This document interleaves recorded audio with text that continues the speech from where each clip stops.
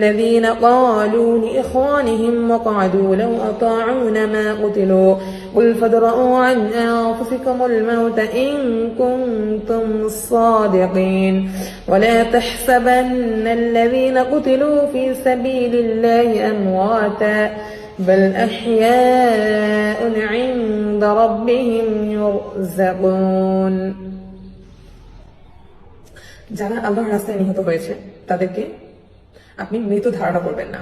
বাল আহইয়া, বরং তারা জীবিত, তাদেরকে তাদের প্রতিপালকের পক্ষ থেকে রিজিক দেওয়া হয়। এই আয়াতটা যখনই আমি বড় হওয়ার পর বুঝতে পারছি, বিশেষ করে তখনই আমার আম্মুর একটা কথা আমার মাথায় আসে, যে আম্মু সবসময় বলতো যদি আমাদের বাংলাদেশে কখনোই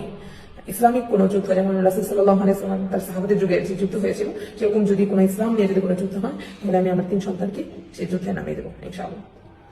কারণ একমাত্র মারা যাওয়ার পরও মৃত্যুবরণ হওয়ার